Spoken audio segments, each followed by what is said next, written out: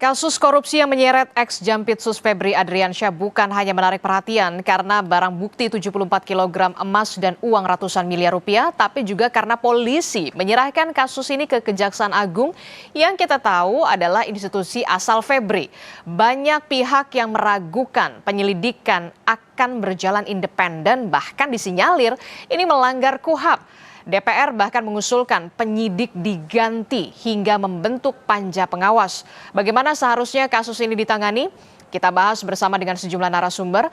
Ada Ketua Komisi Kejaksaan RI, Pujiono Suwadi, dan juga penyidik KPK 2013-2021, Yudi Purnomo, telah bergabung bersama kami melalui sambungan daring. Selamat pagi, Assalamualaikum Bapak-Bapak. Pagi, Mbak. Pagi, Prof. Ya, saya ingin ke Komjak dulu. Pak Puji, ini kan kalau kita lihat ya, polisi menyerahkan kasus ini ke Kejaksaan. Prof Mahfud mengatakan ini melanggar KUHAP. Nah, bagaimana Komjak bisa menjawab pernyataan ini sebenarnya? Ya, kalau menjawab Prof Mahfud tentu kan semua orang bisa sependapat dan juga bisa berbeda pendapat ya.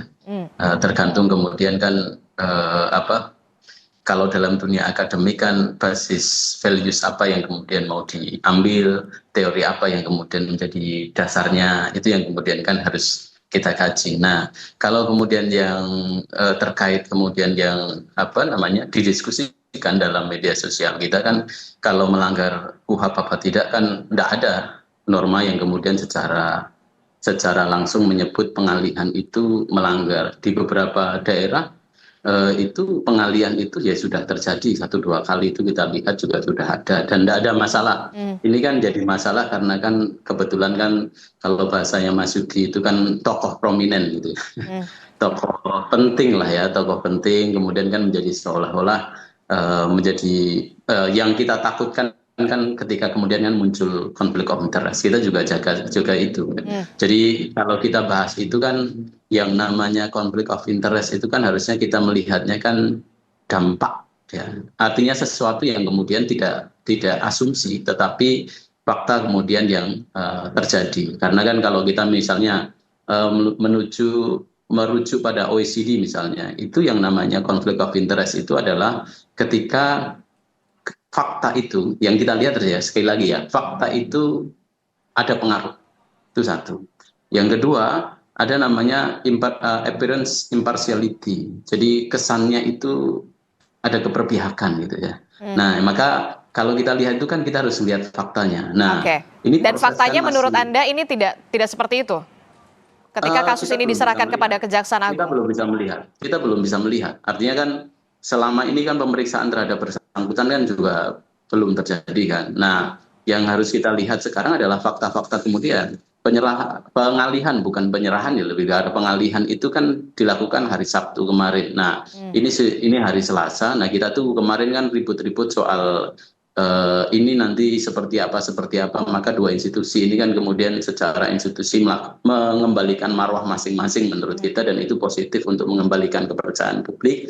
Nah, tinggal sekarang yang harus dilakukan oleh dua institusi khususnya adalah Kejaksaan ini adalah memastikan bahwa proses berikutnya, fakta-fakta yang akan dilakukan itu betul-betul memang tidak ada konflik of interest, fakta-fakta nanti setelah dialihkan ini ya memang dilakukan dengan objektif, transparan, dan tentu juga imparsial. Oke. Bagaimana kemudian Kejaksaan Agung bisa menjawab keraguan publik ketika saat ini mata publik semuanya tertuju kepada Kejaksaan Agung pada saat FA ini ditetapkan sebagai tersangka, kemudian kasus ini dialihkan kepada Kejagung begitu.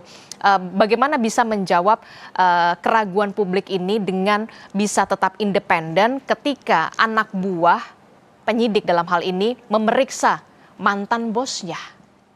Ya, saya pikir usulan dari Komisi 3 juga tepat ya. Misalnya yang memeriksa nanti taruh misalnya diperiksa, maka yang memeriksa tidak ada hubungan pekerjaan langsung dengan Pak FA secara kolegial tentu ya. Misalnya Kasubdit. Nah, Kasubditnya tentu kan selama ini sudah menjalin hubungan dengan Pak FA. Nah, itu barangkali nanti apa namanya Pak Jaksa Agung bisa mempertimbangkan untuk kemudian yang melakukan penyidikan terhadap pemeriksaan juga terhadap Pak FA ini bukan Kasubditnya. Jadi yang secara struktural ada kaitannya langsung itu bisa kemudian tidak terlibat dalam case ini. Dan kejaksaan itu kan organisasi yang menurut saya tidak kecil, organisasi yang besar dan punya resources yang juga tidak sedikit. Nah, tinggal saja dipilah bahwa yang melakukan pemeriksaan terhadap case ini adalah orang-orang yang tidak terkait secara langsung. Kalau terkait kan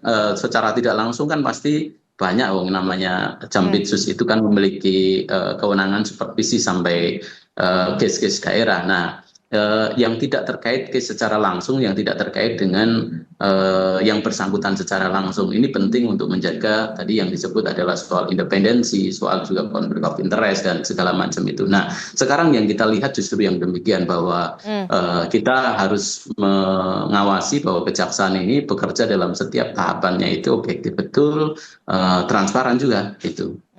Oke, saya ingin ke Mas Yudi. Mas Yudi, Anda sebagai penyidik KPK 2013 hingga 2021 tentu banyak juga menangani kasus korupsi kakap dalam tanda kutip begitu ya. Tapi kemudian ini menjadi sorotan ketika polisi pada saat awalnya ini ditangani polisi, kemudian ini dialihkan kepada Kejaksaan Agung ketika salah satu tersangkanya adalah berasal dari Kejaksaan Agung. Bagaimana Anda melihat kasus-kasus korupsi kakap semacam ini? Ya, kalau kita lihat ya dalam skenario normal seharusnya kan polisi menyidik kasus ini, kemudian kerjasama dengan jaksa peneliti sampai kemudian nanti berkasnya lengkap, ya tetap nanti kan ujungnya juga teman-teman kejaksaan yang akan melakukan penuntutan.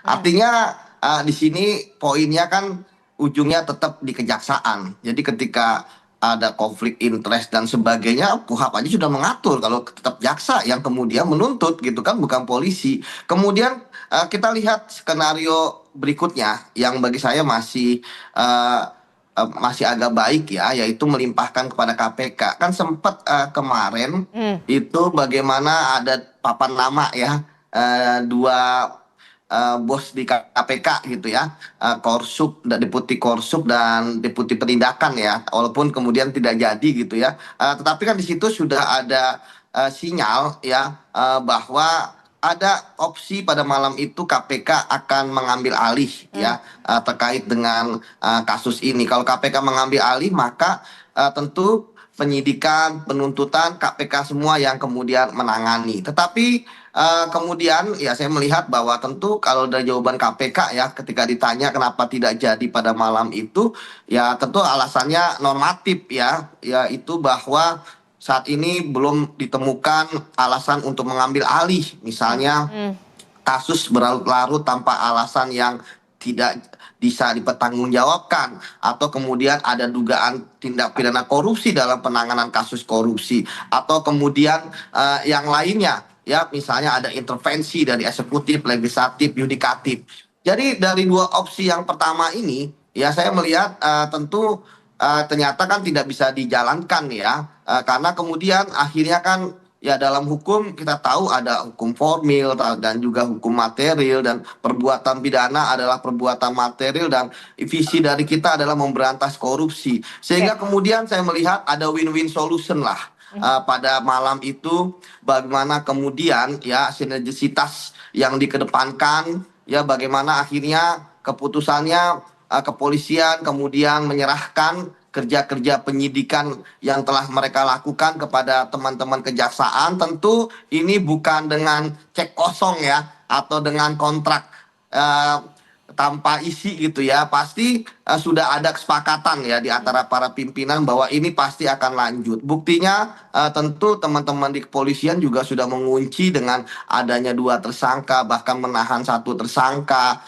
ya. Kemudian juga kejaksaan tentu ya, kepercayaan dari kepolisian bagi teman-teman kejaksaan pasti akan dilakukan. Konferensi dari Bang Anang sendiri sudah memastikan bahwa ini akan dijalankan, dan masyarakat tentu terbelah ya, seperti kata Prof Puji ya, tentu ada pro dan kontra, apalagi terkait dengan pernyataan Prof Mahfud ya. Tapi tentu saja kita kan yang kita lawan adalah korupsi gitu kan. Ini uangnya udah ada nih, 0,5 triliun lebih, 74 kilo gitu kan. Oke. Kalau masalah kemudian ada celah hukum dan sebagainya, silakan saja para tersangka kemudian melakukan pra-peradilan. Tapi pemberantasan korupsi harus jalan terus. Dan kemudian yang harus dilakukan oleh teman-teman kejaksaan bahwa untuk dapat kepercayaan adalah sama dengan dilakukan oleh kepolisian dengan satu tersangka yang lain, ya segera periksa tersangka yang belum diperiksa gitu kan, kemudian dilakukan penahanan dan kemudian ditunjukkan kepada publik, karena publik semenjak Kompres kemarin kan belum pernah melihat Pak Febri seperti itu, sehingga banyak spekulasi mana Pak Febri, bahkan ada isu-isu umroh dan sebagainya walaupun sudah dibantah oleh Bang Anang, begitu Mbak. Oke, karena ini kita juga untuk menjawab pertanyaan dari publik begitu, di mana posisi dari tersangka FA ini, Pak Puji? Ya, dari konfirmasi kita yang bersangkutan masih berada di Indonesia, bahkan masih ada di Jakarta. Jadi cuman titiknya di mana kita belum dapat informasi pasti, dan informasinya yang bersangkutan juga akan kooperatif ketika nanti proses-proses penyidikan yang dilakukan oleh teman-teman di Kejaksaan.